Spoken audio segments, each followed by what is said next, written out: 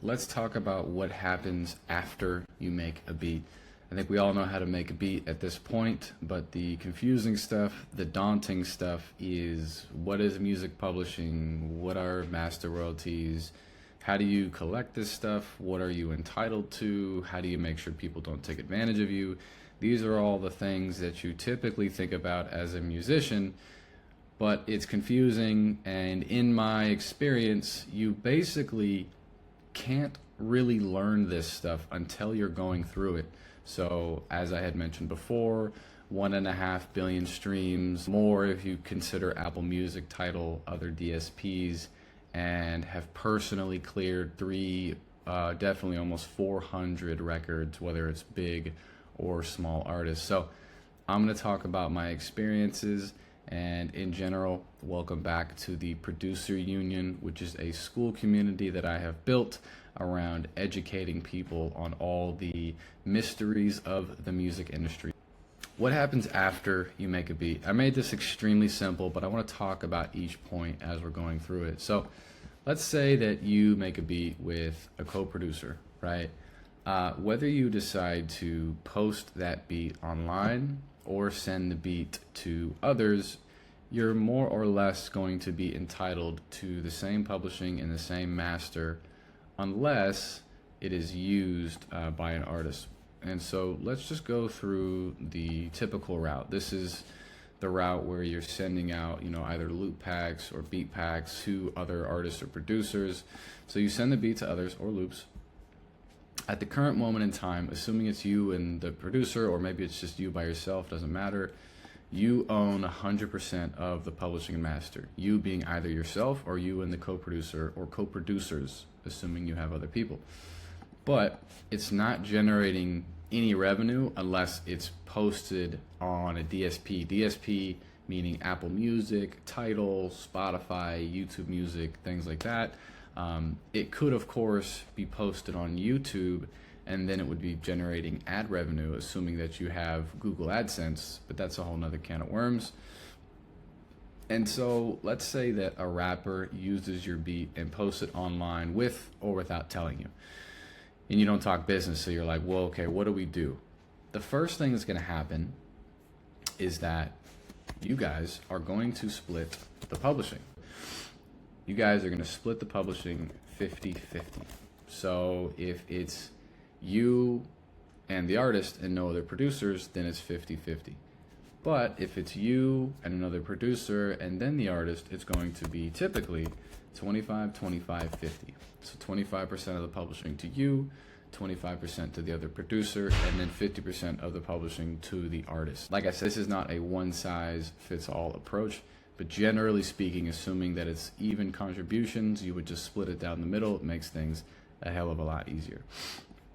So let me just notate this. We put producers and then put artist.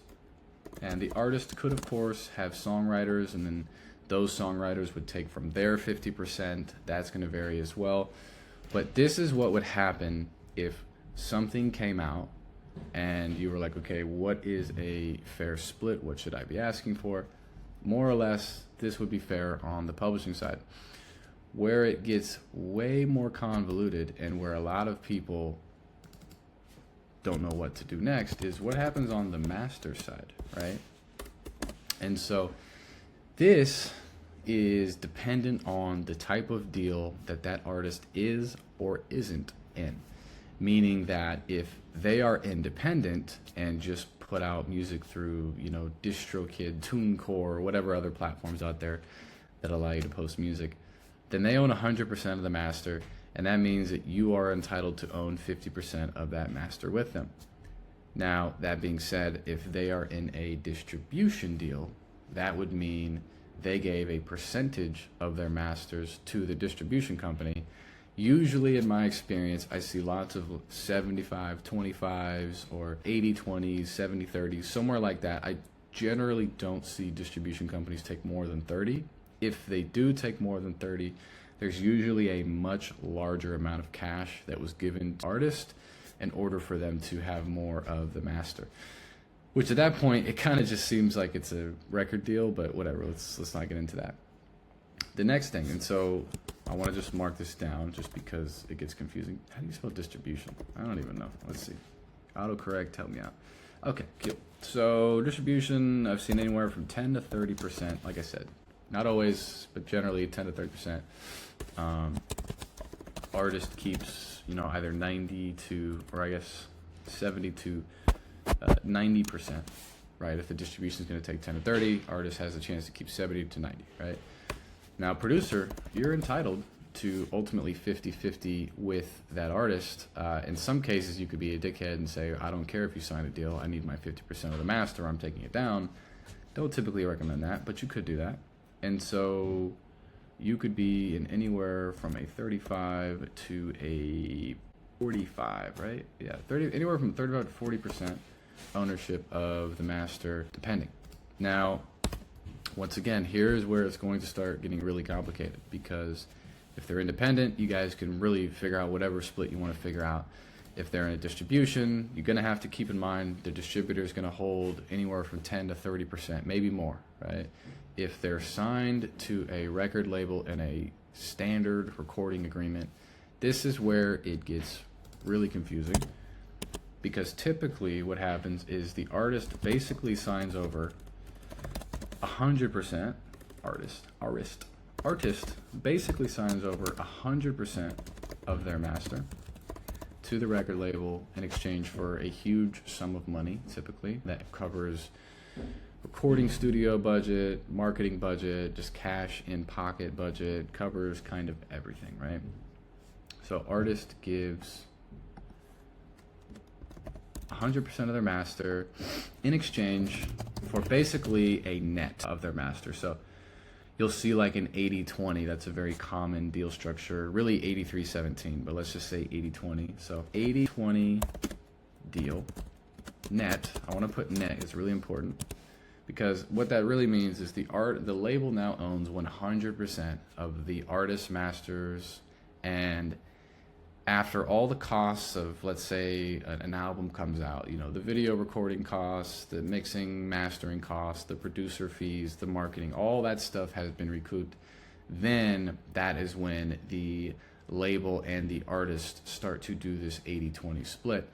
The problem is that the way the artist recoups that, and once again, now we're talking about masters, which is much different from music publishing, which is what this course is about. I'm going to have an entire new course talking specifically about masters within the next 30 to 45 days. So I don't want to go too much into this, but I do want to give you some insight once again to what happens when you make a beat. I do think it will help you out. So let's keep this in mind. Basically what's going to happen here is the artist, or really the label, is going to offer you 3 points. 3 points, otherwise known as 3%, aka 3%, 3% of the master from the artist side. So really what's happening here is you're getting 3% of what the artist would basically get. You're not actually getting 3% gross of the master, which is a whole nother can of worms. This is why producer fees, and by the way, if you're confused by this point, I get it. This is ridiculous, but this is the way the music industry is structured. This is why producer fees are so popular. Because what's happening is the label goes, okay, technically speaking, this producer owns the master on this beat, but we're gonna pay them, you know, $5,000 or $10,000 in order, or in exchange, to exclusively own that master. They're gonna forfeit that over, and then we're gonna give them a net percentage of the royalties, assuming that it actually recoups, right? So basically the label says, yeah, screw you, we're going to own this copyright or else, and you're going to take a little bit of money and deal with it, right? And then on top of that, you're going to have to use those master points to recoup the advance that was given to you in order to generate any revenue on the master side. So like I said, I'm going to make a whole course about this. I'm going to keep this right here just because we could go on. I could have literally 20 or 30 more slides right here. But this is what happens on both the publishing and the master side. Now the publishing side is significantly simpler, and I'll give you an example. Oops. What happens next is really simple. Okay, so you and the co-producer are going to share 25% each. The artist is going to get their 50% because basically the artist is entitled to 50%, and the producer is entitled to 50%. So if the artist has songwriters come in, then he has to figure out how to dilute his share for them. If you have co-producers, you need to figure out how to dilute your share to them. So it's very simple. At this point, you would need a PRO, which I cover in my course. It's the next video or the video after that, which all of this will make plenty of sense by the time you watch it all. So you register with a PRO, the full splits for everybody. And if you're self-registering on your mechanicals, which once again, I have a whole video explaining all this, just a couple videos ahead. But if you're registering your mechanicals, or let me just put self-registering.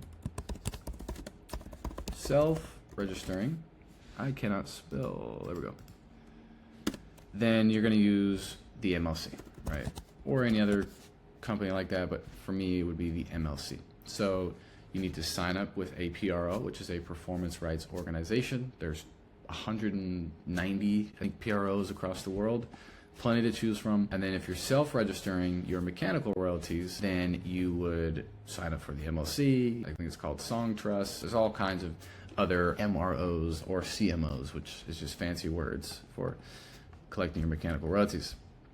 Now, publishing, and this is why I said this is a brief explanation of what the hell happens after you make a beat. And I talk about all these points specifically in each module after this. So like I said, I don't want to go too much into these, but essentially publishing creates two different types of royalties. You have your performance royalties and you have your mechanical royalties. The question, once again, is where and how do you collect the money being generated by the publishing and master royalties? If you haven't already, and I give you plenty of recommendations in the videos after this with BMI, ASCAP, GEMA, ABRA, there's so many across the world. It's really up to you to decide what is going to work out for you.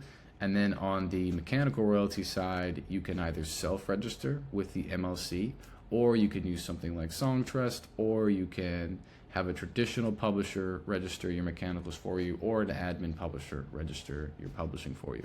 It's up to you. Once again, I talk about all that later. And so how do you split it with the co-producer and the rapper? That's really where this comes in. And once again, I have an entire video about how to determine fair publishing splits, which I think is probably one of the most insightful videos that I've made. And this is directly how we have negotiated songs with everybody. Drake, SZA, Bad Bunny, Trippie Redd, Tory Lanez, Chris Brown, you name it. This is the kind of traditional route of what happens, assuming that you send the beat to a rapper and he uses it. Now let's talk about you post the beat online. This means that you yourself make a beat, whether it's you or a co-producer, and you put it on DistroKid and it ends up on Apple Music, Tidal, you name it, Spotify. You post the beat online. Now 100% of the publishing is created and 100% of the master is created and owned by you and or the other producer. So you split the master royalty and publishing royalties with the co-producer. It's usually best to do a 50-50. Now here's what gets really interesting is you don't have to deal with nearly as much complexity right here. You pretty much control everything start to finish. It's really just about making sure you register it. Now, obviously, once again, you would need to register with a PRO. Need to make sure that you have either the MLC set up or, once again, you have a traditional publisher. In my opinion, the more interesting side is that if you have a DistroKid account, DistroKid pays you directly, whether it's 50% or 100%. That just depends on what you and the other producer land on, right? The other thing, and this doesn't change whatsoever, is how you're going to register your publishing. So once you have signed up for your PRO, you just need to input 50%. Once again, assuming it's that, 50% of the publishing to you and 50% publishing to the other producer. Great, that's simple enough. Then you would do the exact same thing on the MLC, or you would communicate that to your publisher and they would make sure that they are registering that as well. You would do two things. BMI, register splits with the MLC. Now, you don't have to do anything on the mechanical royalty side for, a long time, but you don't want to wait too long because then your royalties could disappear and then you got to go chase them down and it's a whole can of worms. But what I really appreciate about this kind of newer path is that while it's much harder for a producer to figure out how to get views to make your music blow up, if you look at people like RJ Passon or Flawed Mangoes or a ton of different producers, I have a bunch of liked songs on my DSPs and they're just beats or they're just melodies. I love playing them and they have millions upon millions of plays. And so these producers have found a completely different way to monetize their brand, and they own 100% of their master, or something less of that, but much more than say 3% or whatever they would get if there was a distribution deal, So you own significantly more publishing because you don't have to split it with a rapper, and you own significantly more of the master because of the same thing. This is what happens after you've made a beat. You need to think to yourself, okay, what is the publishing split that I'm going to agree upon with the other producer? Or if you have nobody, then it's even easier. And what is the master split that I'm going to agree on? Once again, if you have no producer, even easier. So you would own 100% of the publishing, 100% of the master. You self-register on BMI or ASCAP or whatever PRO you're going to do it with. And then on DistroKid or TuneCore, you just change the slider to say 100%. And now DistroKid is going to pay you out basically either every month or every quarter, I can't remember. At BMI or any PRO is going to pay you every quarter, but it's going to be based on the previous 6 months or whatever it is. I can't keep up. And that is more or less what happens after you make a beat. Like I had mentioned, I have plenty of videos explaining each of these points in much more detail. I would recommend you watch those videos and then come back here, because it's a really simple way to think about how to monetize your brand and what you as a producer or a songwriter or even an artist needs to think about in order to really have a career. That's ultimately why I made the Producer Union School community. I wanted to find a way to create a database of everything that I have learned and will continue to learn. I also wanted to be able to educate producers on all of my hardships and downfalls in the music industry, which cost me a lot of money, a lot of time, a lot of wasting, energy because I don't really know what to focus on. But man, this would have been so helpful to have as an 18, 19, 20-year-old, where my focus, and I think what most producers' focus is how do I make really good beats and how do I get in contact with, this artist or this label. And then by the time the song comes out, you're just so excited to do the post and brag about it and feel good and appreciate the moment that you might have agreed to terms that aren't amazing, or you have no idea what to do now to actually collect the money. And I see a lot of producers that are the early stages of their career. They have definitely produced some pretty big songs, and they either haven't done any of this and they haven't collected a producer fee and they don't even have a lawyer, and they're still working a job. And there's nothing wrong with working a job, but potentially that person could have significantly more money in their pocket, and they could make the decision between, let me continue to work this job, or let me now focus 100% of my energy on this so that I really have a chance and an opportunity to scale. That's why I wanted to make this very simple introduction of what is publishing, and now I talk about each of these in great length and detail inside of the publishing course. Take care. Thank you guys for watching, and feel free to comment below or leave some DMs. Thanks. Bye.